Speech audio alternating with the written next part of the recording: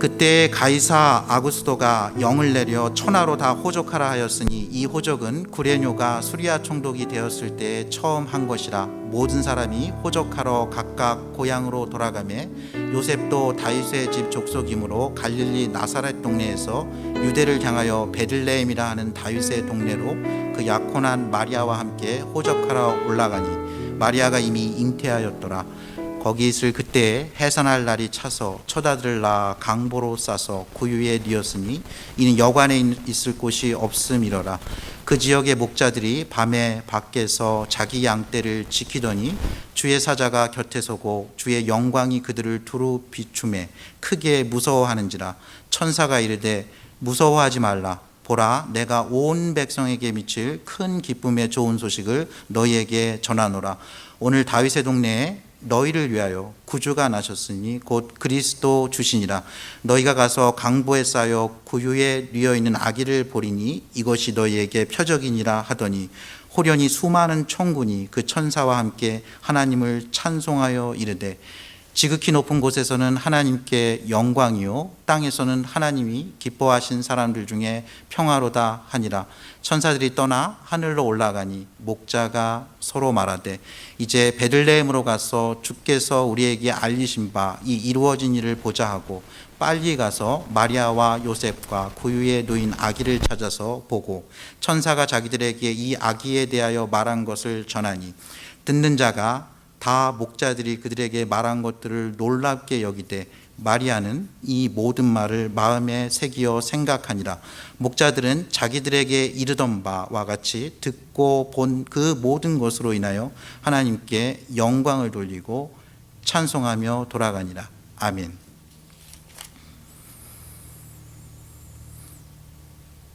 저는 오늘 성탄주일 설교를요 한편에 가요 가사로 시작을 하려고 합니다. 음악에 관심 있는 분들은 아실 수 있을 것 같은데요. 지금으로부터 한 25년 전에 발표된 곡입니다. 한국의 하우스 뮤직계의 새로운 장을 연 것으로 평가받는 작품인데요. 그 작품은 015B의 아주 오래된 연인들이라는 그런 가요입니다.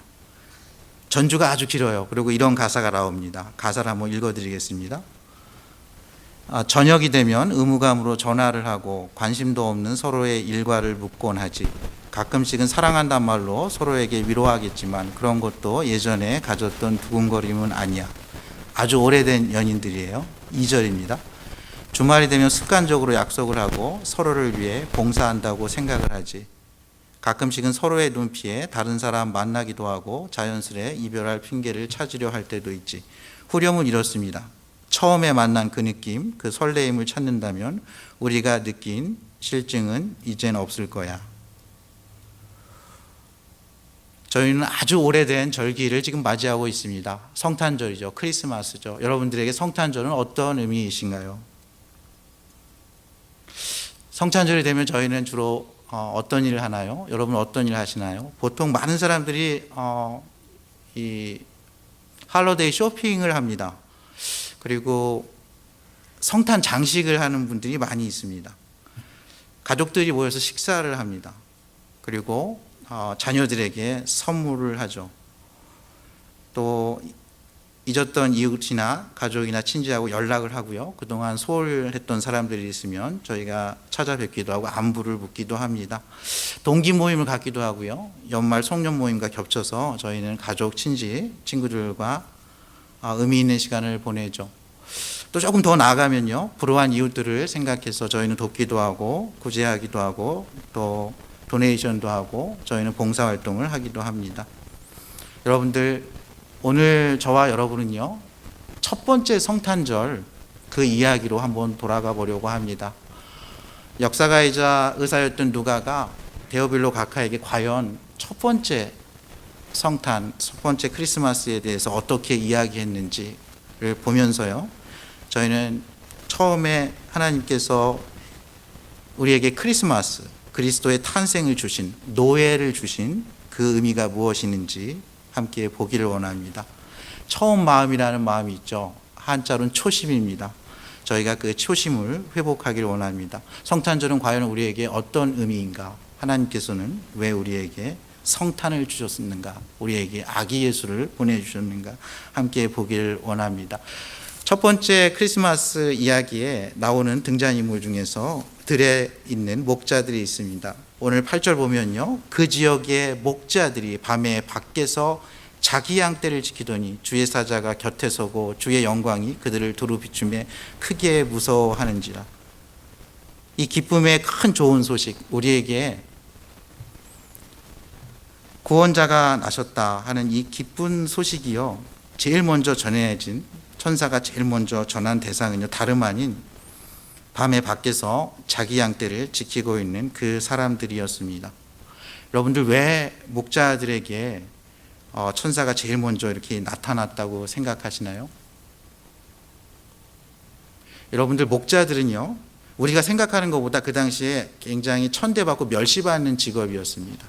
베들레헴의 위치가 어디 있냐면 예루살렘의 남쪽으로 한 5마일 정도 떨어져 있는데요, 베들레헴 성전에서 드려지는 양들, 그 절기 때마다, 예배 때마다 드리는 그 양들을 치는 거예요. 그러니까 그 사회가 유지되기 위해서, 그 사회가 굉장히 종교적이고 영적인 사회 아닙니까? 그 정치 종교 시스템이 유지하는데 꼭 필요한 그 제사제도에 쓰일 그 흠없는 양, 그 염소를 기르는 일들을 이들이 했어요. 사회에서 꼭 필요한 일을 했지만 그들은 사회에서 소위 아웃캐스트였어요. 세컨 클래스 시티즌이었던 거예요. 그들은 제대로 된 교육을 보통 받지 못했습니다.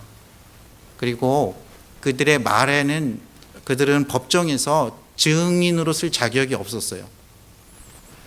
그들의 말을 믿을 수 없다고 생각했습니다. 거짓말을 수시로 하기 때문에 믿을 수 없다고 생각했어요. 그들은 경제적으로, 사회적으로, 정치적으로 굉장히 이렇게 소외된 그런 사람들이었어요. 근데 하나님의 사자가요, 그들에게 나타난 거예요. 그들에게 하신 말씀은 너무 놀랍습니다. 그들은 두려워 떨고 있어요. 하나님의 천사가 왜 우리에게, 그러면서 천사가 이렇게 얘기합니다. 무서워하지 말라. 보라, 내가 온 백성에게 미칠 큰 기쁨의 좋은 소식을 너희에게 전하노라. 온 백성에게 미칠 큰 기쁨의 좋은 소식을 너희에게 전한다 하면서, 오늘 다윗의 동네 베들레헴입니다. 너희를 위하여 구주가 나셨으니 곧 그리스도 주시니라. 여러분들, 하나님의 천사가요, 왜 이 낮고 낮은, 정말 한밤중에 남들 잘 때 일할 수밖에 없고 밖에서 양떼들 틈에서 자야 하는 이 목자들에게 나타났다고 생각하십니까? 저는 그랬던 이유를 4가지로 찾아봤습니다. 첫 번째는요, 그들이 밤에 깨어 있었던 직업이라는 거예요. 그 지역의 목자들이 밤에 밖에서 자기 양떼를 지키더니, 하나님의 천사가 나타나서요, 이미 깨어 있고 하나님의 말씀을, 하나님의 메시지를 들으려고 하는 사람에게 나타난 것입니다. 자고 있는 사람을 깨워서 내 얘기 좀 들어봐. 오늘 놀라운 일이 있거든. 베들레헴에 너희를 위하여 그리스도 구주가 나셨다. 이렇게 얘기하지 않고 이미 깨어 있고,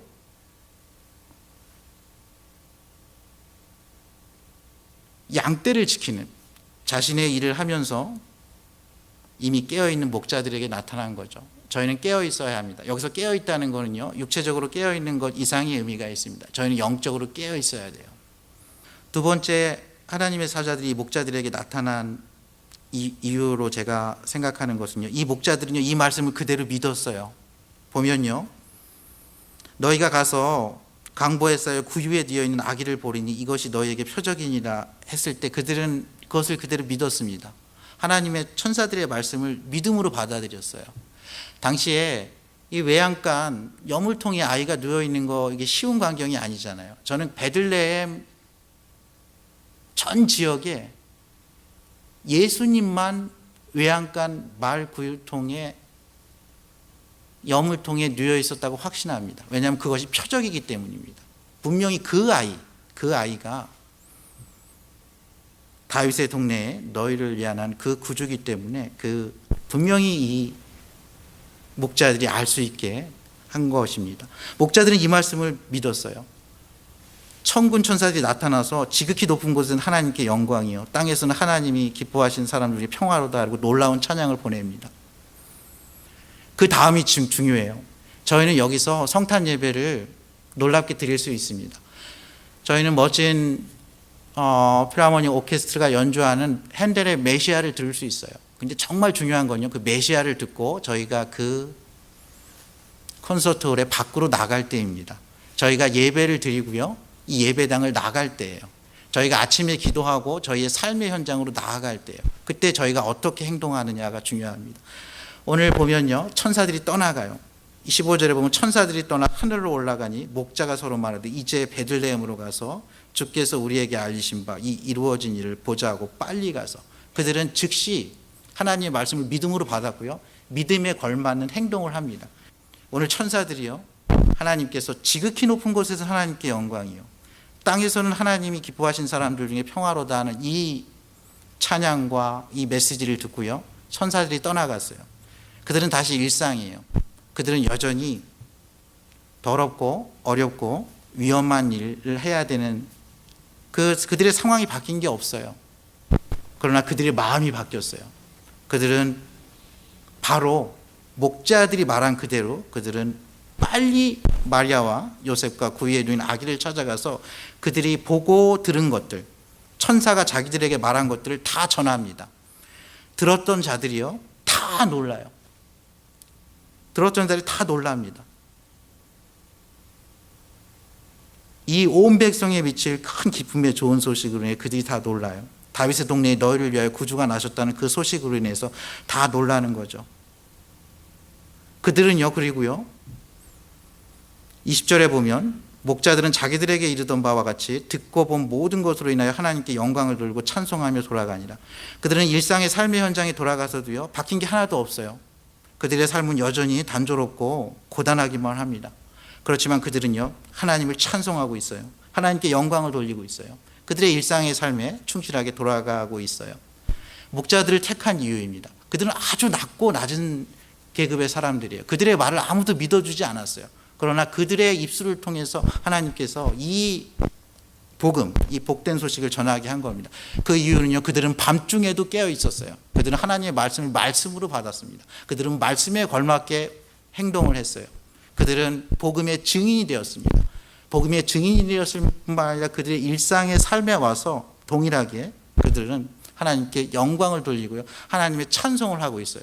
그러니까 그들은 여전히 양의 필요를 채워주고 양의 똥을 치우면서 더럽고 위험하고 어려운 일을 하지만 그들의 마음에 하나님께 영광 돌리는 찬송이 있고요, 기쁨이 가득한 상태로 그 일을 했다는 거예요.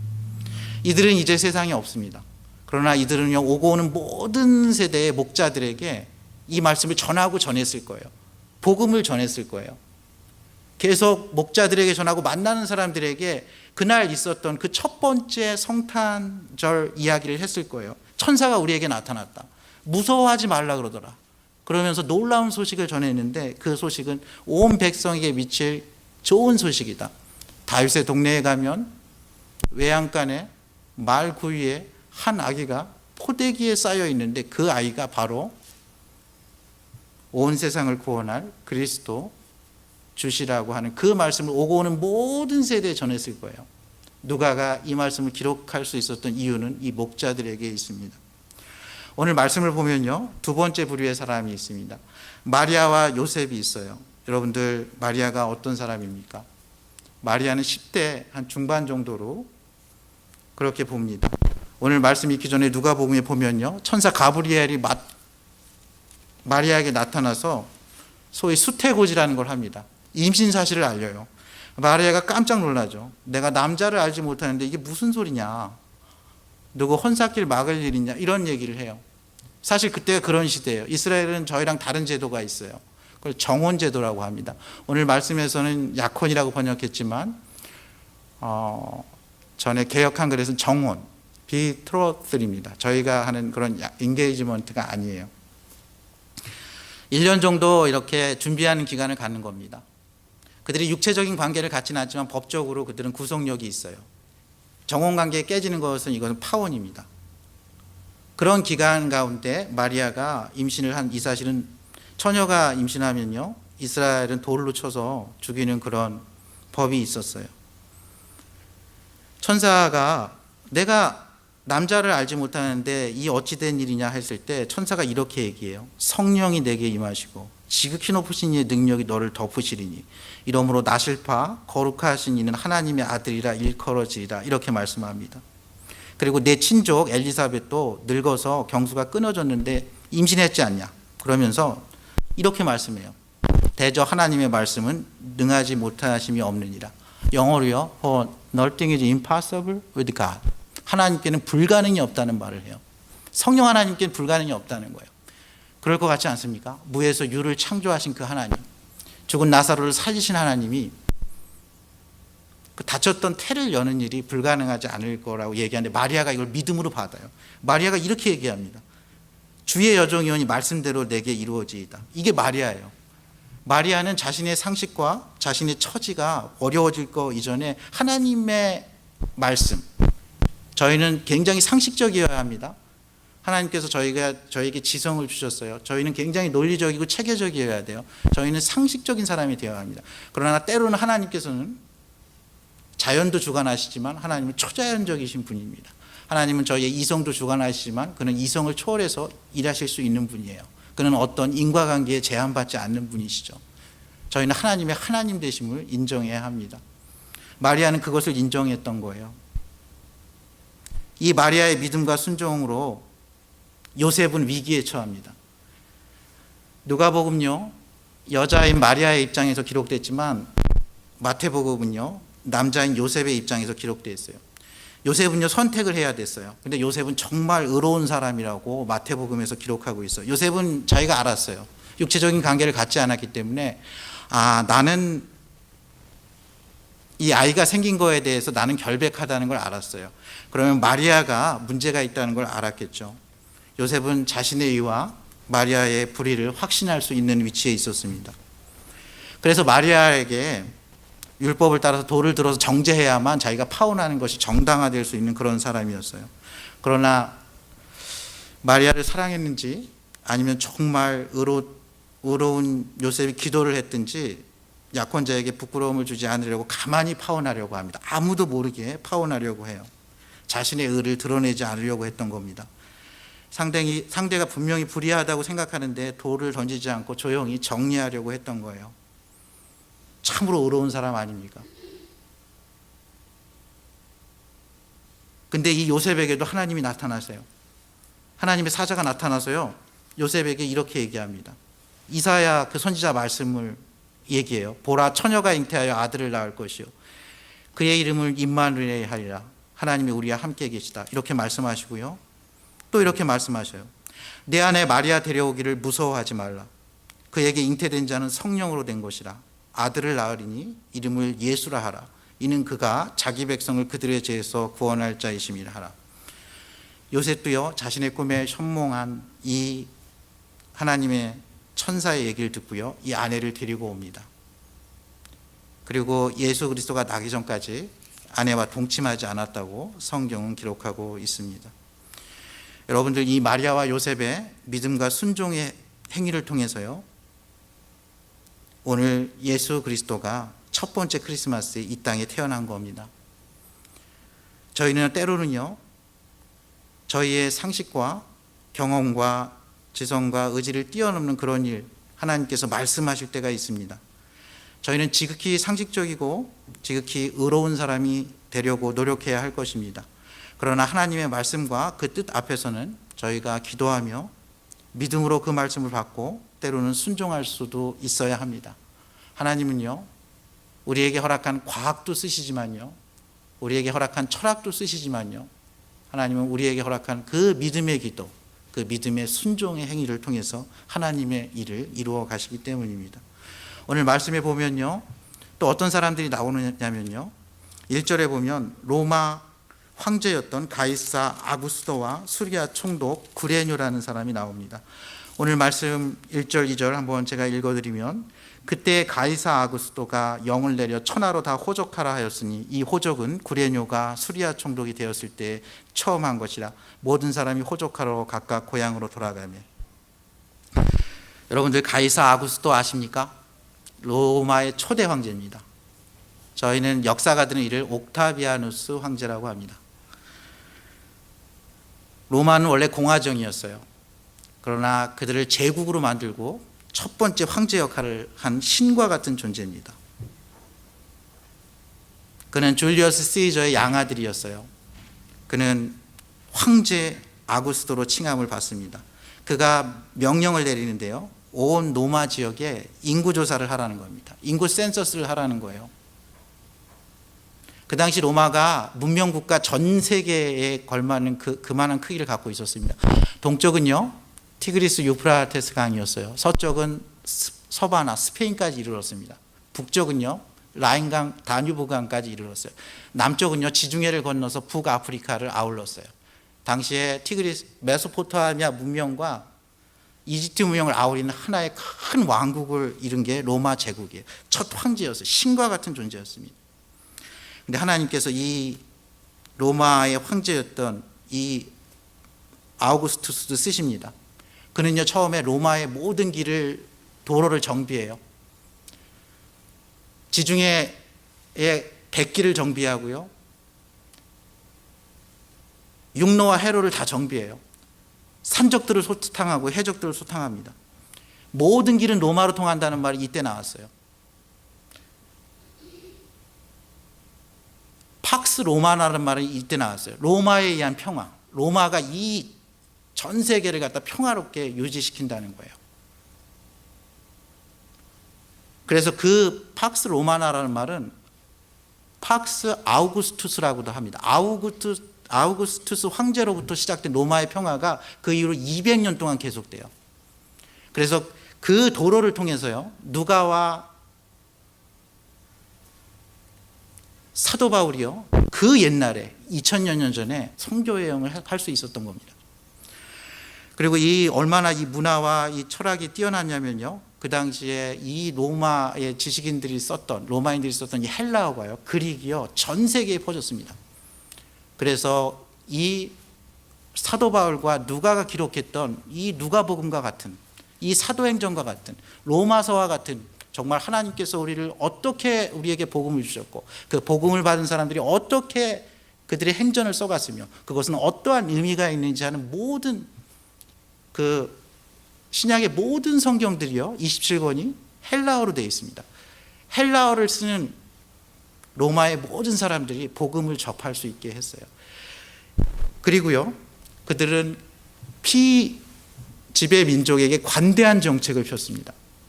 그들은 그들에게 세금을 내고요 군사적으로 반란하지 않고 행정적으로 그들에게 동의하는 한 피지배 민족의 문화와 종교와 역사를 인정했어요. 그리고 특별히 유대인들의 종교를 이해하지 못하면 유대인들에게 굉장히 관대했습니다. 그 이유는요 역사가들이요 줄리어스 시저가 전쟁을 할 때 유대인들이 줄리어스 시저를 지지했어요. 그래서 그거의 은혜를 알고 로마가 특별히 유대인들에게 굉장히 관대한 정책을 펴니다.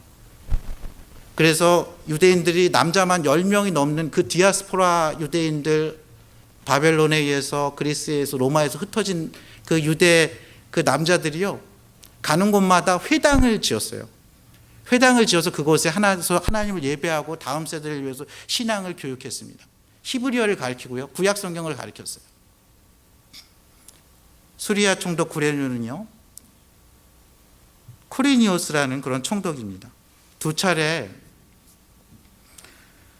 수리아의 총독으로, 그 유대 바로 위에 있는 수리아의 총독으로 파견됐던 아주 유능한 명문가의 총독입니다. 원래는 로마의 집정관인데요 수리아의 총독은 당시 5년제로 되어 있었다고 합니다. 그래서 주전 4년부터 주 1년까지 한 번 수리아 총독을 하고요 5년 있다가 주후 6년부터 11년까지 수리아 총독을 합니다. 오늘 말씀 보면요 이 호적은 구레뇨가 수리아 총독이 되었을 때 처음 한 것이라 해서 예수 그리스도의 탄생 연도를요 주전, 기원전, BC 4년경으로 보는 견해가 지배적입니다. 이 가이사 아우구스토가 얼마나 로마를 이렇게 잘 다스렸는지 만삭의 여인인 이 마리아가요 남편 요셉의 고향인 다윗의 동네 베들레헴이라는 곳까지 그 나사렛 산골에서, 갈릴리 나사렛 산골에서 거기 가서 아이를 낳기 위해서 호적 등록하기 위해서 가는 겁니다. 그러나 이것은 하나님 말씀의 약속의 성취인 거 아시죠? 이사야 선지자와 같은 시대를 살았던 미가 선지자는 미가서 5장 2절에서 이렇게 얘기합니다. 베들레헴 에브라다야, 너는 유다 고을 중에 작을지라도 내에게서 이스라엘을 다스릴 자가 날 것이라고 이야기합니다. 에브라다는 베들레헴의 옛 명칭입니다. 그 베들레헴에서 이스라엘을 영원히 다스릴, 상고부터 영원까지 다스릴 그 메시아가 난다는 겁니다. 가이사 아우구스토는 자기가 알고 이 일을 한 건 아닐 거예요. 그러나 하나님께서는요, 황제를 세우시기도 하고 폐하시는 분입니다. 하나님께서는 헬라어가 온 로마 제국에 퍼지게 하셨어요. 모든 길을 로마로 통하게 하셨습니다. 그 길을 따라서 사도 바울과 누가가 복음을 전했던 겁니다. 그 가이사 아구스토의 그 칙령에 의해서 베들레헴에서 그리스도가 날 그 예언이 성취된 겁니다. 때를 만드시고 여러 상황을 만드시고 세계사를 주관하시는 그분께서 예수 그리스도를 아기 예수의 모습으로 보내주신 거예요. 저희는 들에 깨어있는 목자들을 봤습니다. 마리아와 요셉의 믿음과 순종의 행위를 봤어요. 로마 가이사 아구스토와 수리아 총독 구레뇨를 봤습니다. 그러나 저희가 꼭 봐야 될 한 분이 더 계세요. 첫 번째 성탄절부터 오늘 우리가 맞는 이 성탄절까지 이 성탄절의 주인공이신 분이죠. 바로 그리스도 주십니다. 예수 그리스도예요. 아기 예수가 성탄절의 주인공입니다. 저희는 누가 태어나면요, 축하의 선물을 하기도 하고 격려의 말을 하기도 하고 수고했다고도 할 수 있습니다. 달려가서 노래를 부를 수도 있고요, 어머니 아버지를 격려할 수도 있을 거예요. 할아버지 할머니에게 전화를 할 수도 있겠죠. 그러나 꼭 기억해야 하는 건요, 그날의 주인공 그 아이입니다. 여러분들 아기 예수에 대해서 어떻게 생각하시나요? 오늘 말씀 보면요, 오늘 다윗의 동네에 너희를 위하여 구주가 나셨으니 그리스도 주시니라 이렇게 나와 있습니다. 이 아이는요, 지금 포대기에 쌓여 있어서 그냥 이렇게 뉘어 있어요. 정말 겸손하고 인간의 모습으로 오신 삼위일체 하나님의 제2격이신 예수님이십니다. 여간에 방이 없어요. 구유에 누이셨어요. 온 세상을 지으신 분이, 모든 것을 가지신 분이, 가이사 아우구스토를 세우기도 하고 폐하시는 분이, 수리아 구레뇨 총독을 세우기도 하고 폐하시는 분이, 마리아와 요셉을 이 땅에 있게 하신 그분이, 베들레헴뿐만 아니라 온 천하 만물을 말씀 한마디로 창조하신 그 하나님께서 연약한 모습으로 누울 방이 없어서 말 염을 통해서 추위 가운데 한밤을 지새고 있는 것입니다. 예수님은요, 이렇게 낮은 모습으로 오셨어요. 여러분들 그리스도가 어떤 의미신지 아십니까? 저는 여러분들이 그리스도에 대한 그 의미를 알면 정말 풍성하고 영원한 삶을 더욱더 충만하게 누릴 수 있을 거라고 확신합니다. 그리스도는요, 히브리어로는 메시아입니다. 영어로는 the anointed one이에요. 기름 부음 받은 자예요. 이스라엘 문화권에서는 세 가지 직분에 기름을 부었습니다. 선지자에게 기름을 부었어요. 왕에게 기름을 부었습니다. 대제사장에게 기름을 부었어요.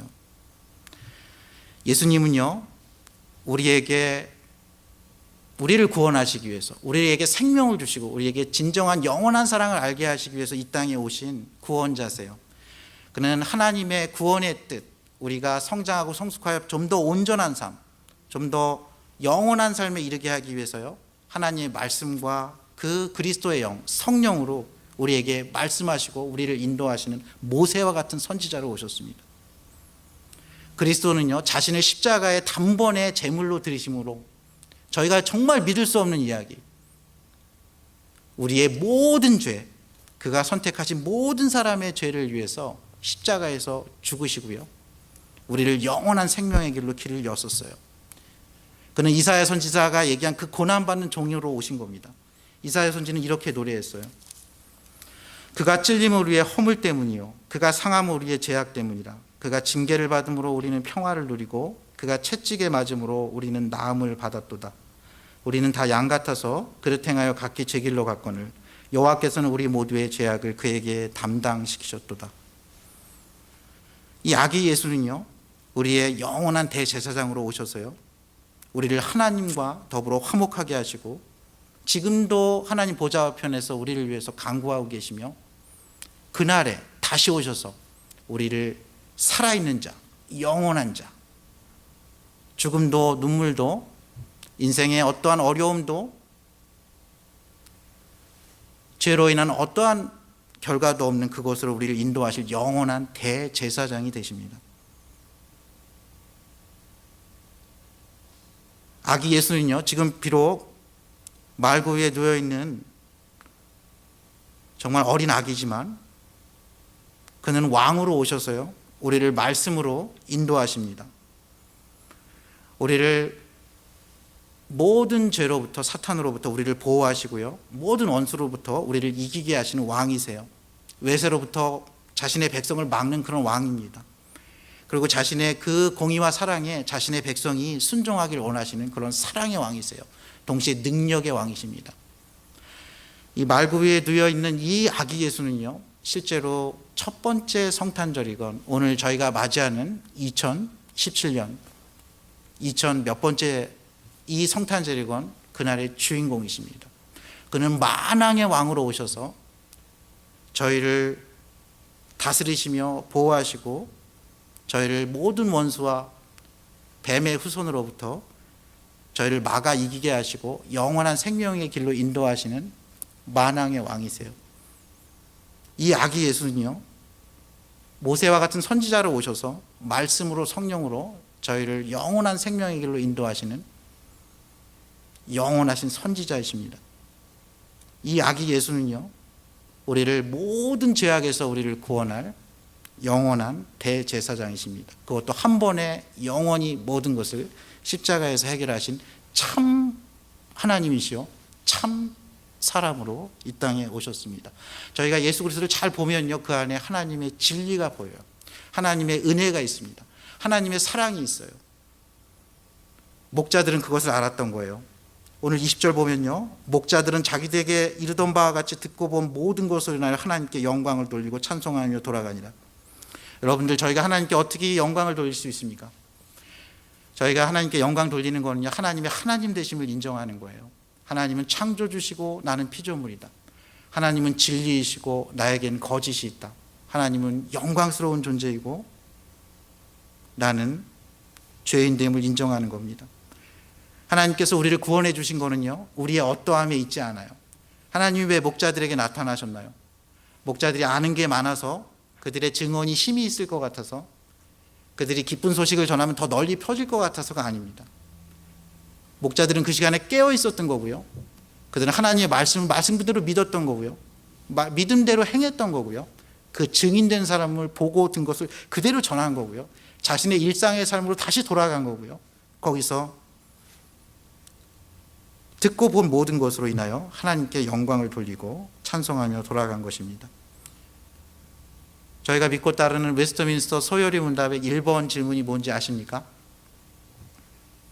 What is the chief end of man? 사람의 인생의 가장 근본되는 목적은 무엇입니까? 입니다. 대답이요, Man's chief end is to glorify God and enjoy Him forever. To glorify God and enjoy Him forever. 하나님께 영광 돌리고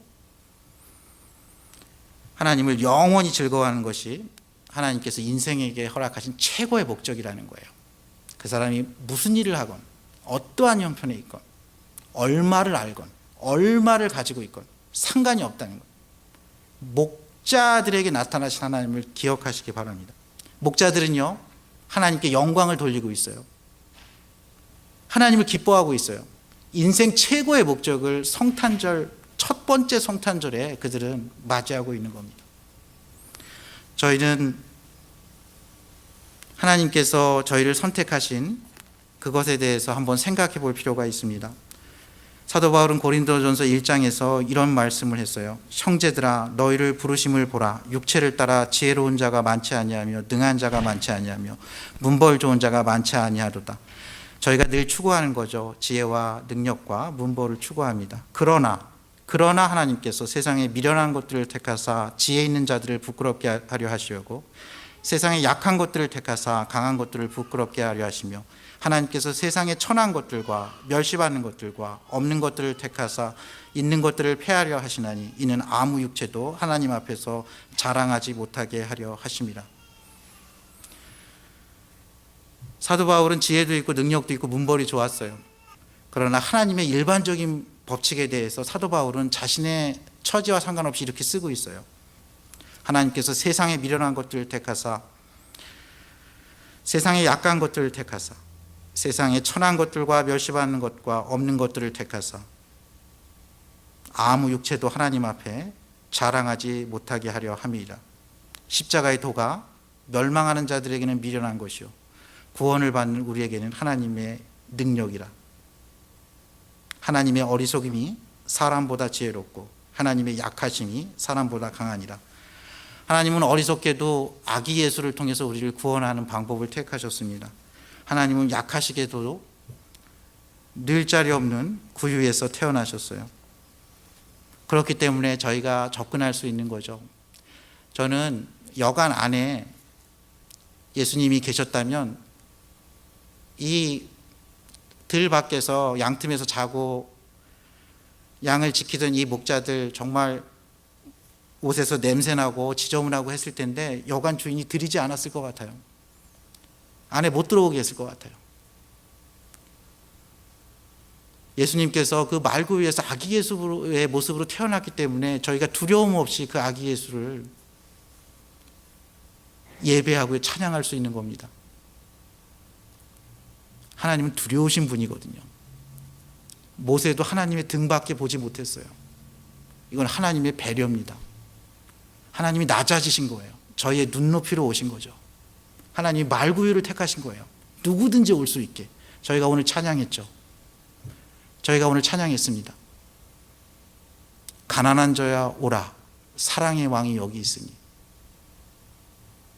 길 잃은 자야 오라, 평화의 왕이 여기 있으니. 예수님은 길 잃은 저와 여러분 같은 사람을 위해서, 가난한 저와 여러분 같은 사람을 위해서 구원하시기 위해서 이 땅에 오셨습니다. 예수님은 처음 성탄절 때도 주인공이시고요, 오고 오는 모든 세대의 성탄절에도 주인공이 되십니다. 저희는 성탄절 때 주변을 돌아봐야 할 것입니다. 그러나 하나님께 먼저 저희의 감사와 찬양의 노래를 불러드려야 할 것입니다. 하나님은 저와 여러분이 앞으로 남은 생애 동안 그렇게 저희의 일상의 삶 가운데서 하나님께 영광 돌리고 하나님을 기쁘게 여기며 살아가는 그러한 삶을 살기를 원하십니다. 하나님의 놀라운 은혜와 축복이 이 성탄절기에 저와 여러분에게 함께 하시기를 주님의 이름으로 축원합니다. 함께 기도하시겠습니다.